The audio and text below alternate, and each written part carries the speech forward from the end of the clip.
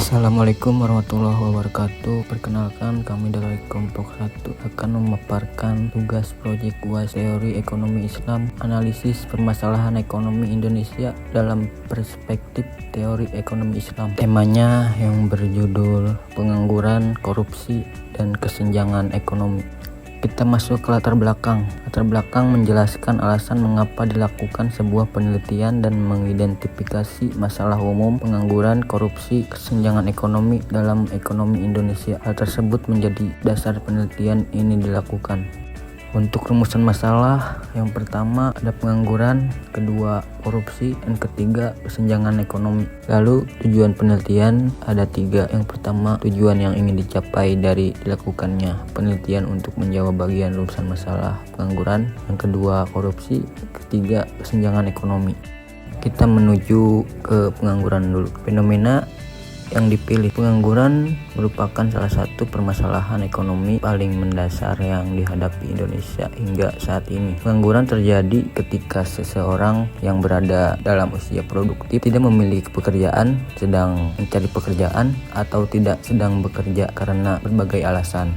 Lalu data dan fakta terbaru berdasarkan data Badan Pusat Statistik atau BPS per Agustus 2024, tingkat pengangguran terbuka TPT Indonesia mencapai 4,91% atau sekitar 7,47 juta jiwa. Angka ini mengalami penurunan dibanding tahun sebelumnya, namun tetap menjadi tantangan besar meningkat jumlah angkatan kerja baru yang terus bertambah setiap tahunnya. Kemudian dampak terhadap masyarakat, dampak ekonomi, menurunnya daya beli masyarakat, meningkatnya angka kemiskinan, serta berkurangnya konsumsi rumah tangga yang menjadi motor pergerakan perekonomian nasional. Lalu dampak sosialnya, meningkatnya angka kriminalitas, tidak stabilan keluarga, tekanan psikologi, serta melemahnya kohesi sosial di masyarakat. Lalu ada korupsi. Fenomena yang dipilih, korupsi merupakan penyakit sosial dan ekonomi yang menggerogoti sendi-sendi kehidupan berbangsa dan bernegara. Korupsi didefinisikan sebagai penyalahgunaan kekuasaan publik untuk keuntungan pribadi yang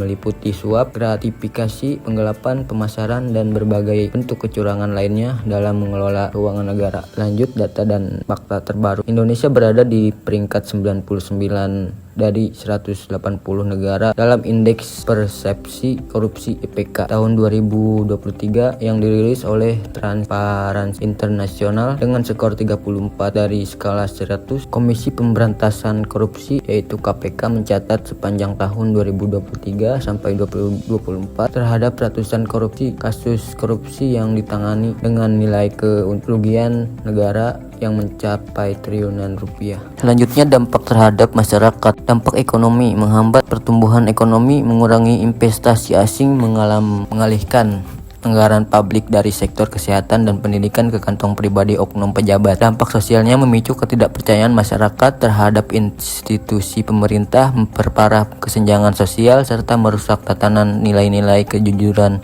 dan integritas. Lanjut ke bagian kesenjangan ekonomi. Fenomena yang dipilih, kesenjangan ekonomi atau ketimpangan pendapatan merupakan kondisi di mana terdapat perbedaan yang sangat signifikan dalam hal kepemilikan, kekayaan, pendapatan, dan akses terhadap sumber daya ekonomi antar kelompok masyarakat. Dari data dan fakta terbaru, koefisien Gini Indonesia pada September 2024 tercatat sebesar 0,379 yang menunjukkan tingkat ketimpangan yang masih cukup tinggi. Laporan Oxfam mencatat bahwa 4 orang terkaya di Indonesia memiliki kekayaan yang setara dengan gabungan kekayaan 100 juta penduduk terbawah. Dan dampak terhadap masyarakat, kesenjangan ekonomi yang tinggi menimbulkan berbagai permasalahan serius. Dari dampak sosial, memicu kecemburuan sosial, konflik horizontal, melemahnya rasa kebersamaan dan solidaritas antar warga, serta meningkatkan potensi gejolak sosial. Dampak ekonominya menghambat pertumbuhan ekonomi inklusif, mempersempit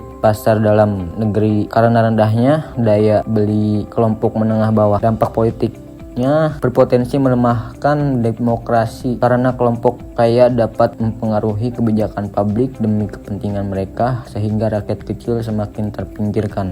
Selanjutnya kita masuk ke analisis dalam perspektif teori ekonomi Islam. Yang pertama ada pengangguran dalam perspektif ekonomi Islam. Penyebab menurut teori ekonomi Islam memandang pengangguran bukan sekedar persoalan teknis pasar tenaga kerja, melainkan merupakan cerminan dari kegagalan sistem dalam menegakkan nilai-nilai Islam secara komprehensif. Berikut penyebab pengangguran menurut perspektif ekonomi Islam. Yang pertama, lemahnya penerapan konsep khilafah fil ard. Manusia sebagai khilafah di bumi memiliki amanah untuk mengelola sumber daya secara optimal. Yang kedua, sistem ekonomi tidak berbasis tauhid. Sistem ekonomi yang terlalu berpotensi pada keuntungan kapital semata tanpa mempertimbangkan definisi spiritual dan moral, menyebabkan distribusi kesempatan kerja yang tidak merata. Selanjutnya, solusi menurut teori ekonomi Islam. Yang pertama, penguatan zakat. Zakat tidak hanya bersifat konsumtif, tetapi harus dikembangkan menjadi instrumen produktif. Dana zakat dapat disalurkan dalam bentuk modal usaha, pelatihan keterampilan, dan pengembangan kapasitas bagi kelompok mustahik agar mampu mandiri secara ekonomi. Yang kedua, pengembangan wakaf produktif.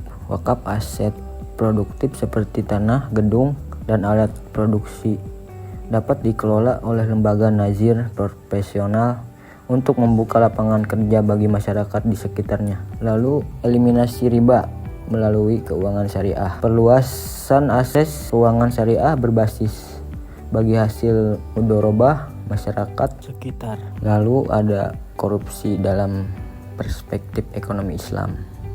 Yang pertama, penyebab menurut teori ekonomi Islam. Kegagalan internalisasi tauhid. Korupsi terjadi ketika seseorang kehilangan kesadaran bahwa Allah Maha mengetahui segala perbuatan.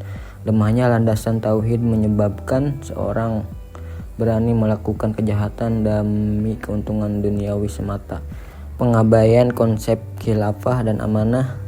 Jabatan publik dalam Islam adalah amanah yang harus diemban dengan penuh tanggung jawab. Yang kedua, solusi menurut teori Islam.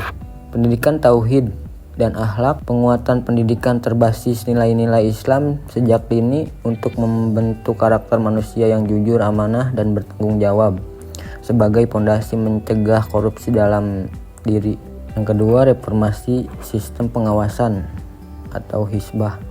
Penguatan lembaga pengawas yang independen, transparan, dan berbasis nilai amar ma'ruf nahi mungkar. Penguatan tidak hanya bersifat administratif, tetapi juga mencakup dimensi moral dan spiritual. Yang kedua, solusi menurut teori ekonomi Islam. Optimalisasi zakat sebagai instrumen redistribusi. Meningkatkan pengumpulan dan penyaluran zakat yang lebih efektif, profesional, dan berbagai teknologi. Zakat harus diarahkan pada program pemberdayaan ekonomi yang berkelanjutan, bukan sekedar bantuan konsumsi saat. Revitalisasi wakaf produktif, wakaf tanah pertanian, sarana pendidikan, dan fasilitas kesehatan di daerah tertinggi dapat menjadi instrumen pemerataan yang sangat efektif. Yang terakhir ada kesimpulan. Berdasarkan analisis mendalam yang telah dilakukan terhadap 3 tema permasalahan ekonomi Indonesia, yaitu pengangguran, korupsi, dan kesenjangan ekonomi, dapat disimpulkan bahwa ketiga masalah tersebut saling berkaitan dan memiliki akar penyebab yang serupa dalam perspektif ekonomi Islam. Ketiga permasalahan ini pada dasarnya merupakan cerminan dari jauhnya sistem ekonomi dan tata kelola pemerintahan Indonesia dari nilai-nilai Islam yang konsepsif. Islam telah menyediakan kerangka sistem ekonomi yang holistik, adil, dan berpihak pada kemaslahatan seluruh umat manusia.